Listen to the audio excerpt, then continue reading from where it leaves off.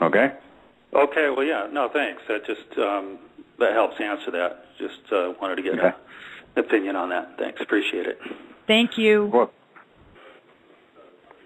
Our next caller is Brenda.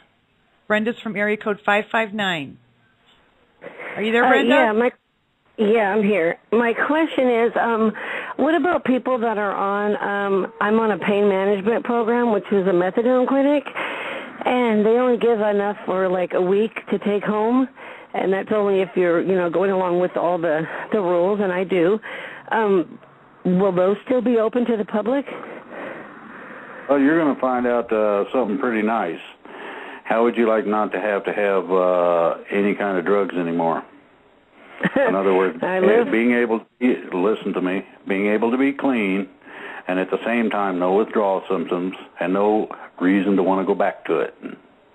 These things are available. They have been hidden. They're part of the technologies that will be released very soon. Now, certain emergency provisions are made for people such as yourself, people who are on a limited income and cannot get any money, things of this nature. You need to let somebody know, and they will see to your needs. It may not be what you expect in terms of your treatment, but I think you'll find it more than what you bargained for. I think you'll find that it's pretty decent. Okay? Yeah, that brings tears to my eyes, actually. I just can't wait. Thank you so much. Who do I ask about this? Who would I tell this to? Generally, a constitutional sheriff can help you with that. You may end up dealing with a military doctor. I'm not sure exactly what the full structure is because I'm not privy to that information. Okay. All right. Well, thank you so very much. I appreciate your help. Thank you. Well. All right. Thank you, Brenda. We have another caller. This is Michael from area code 917. Michael, Hello? you there? Yes, hi, how are you? Hi, fine, how are you? Good. I actually got on the call late, so I don't know if this question's been answered or not, Drake's, but I've been following David Wilcox's site, and I listened to your call the other night where you spoke about Neil Keenan, and I was wondering if you had any updates as to whether or not his liens have been enforced or when they might be enforced, or any updates regarding his suit. Yes. Neil and I are in almost daily contact, and Neil has put himself in a position of finalizing the financial deals with the originating families in such a manner that the financial portion is about to be finalized. And that's the best amount of information I can give you at this point. I see. Is that going to be a kind of a key piece of the puzzle to making the dominoes start to fall? Exactly. That's where the power is derived from, and consequently when that is taken care of, then you don't have any dominoes to play with. Right. So I'll just keep an eye on Mr. Wilcox's site and your calls, and God bless you, and thank you for answering my question. You're welcome. Okay, thank you, Michael. We have another caller. This is AQ. Yes, it's E like in... Oh, EQ. Yeah. Gotcha. Okay, go ahead. You're on. Thank you. Very much. Drake, I love what you're telling me. I listen to and take Ben Fulford and also Big Swear and David Wilcox and you guys. I have one. I am not on welfare, but I own some apartments, and some of the people are on welfare. Now, in my opinion, they could work.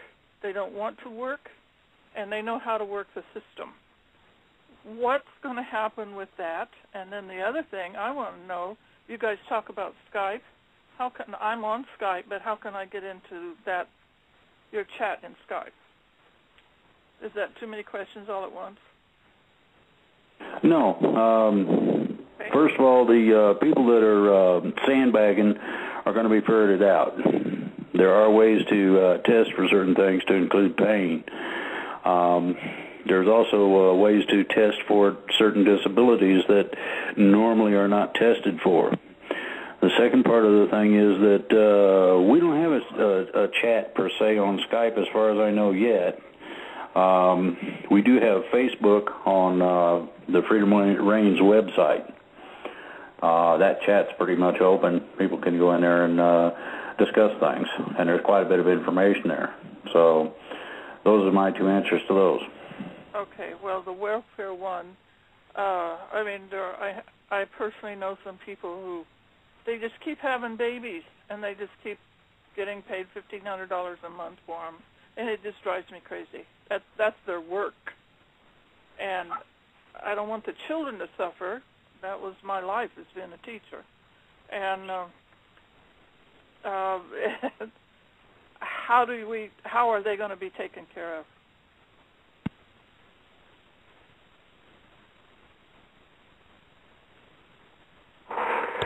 That's a difficult question to answer. Probably under the auspices of freedom. The personal responsibility for freedom has limitations, and one of those limitations is personal responsibility, not only for yourself, your children, but your actions involved in all that.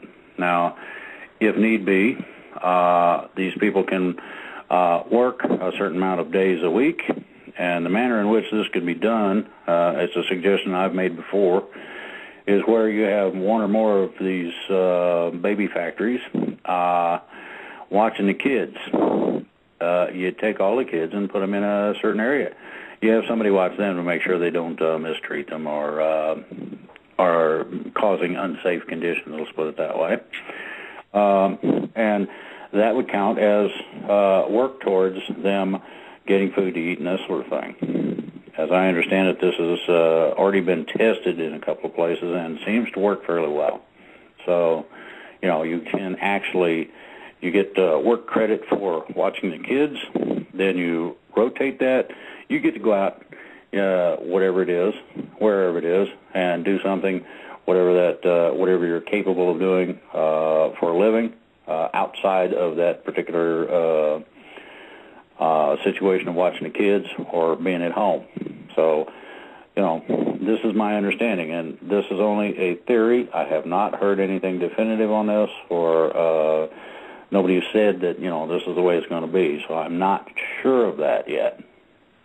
When it becomes something that's sure, I rather imagine that it will be announced on just about every channel that carries any kind of news there is.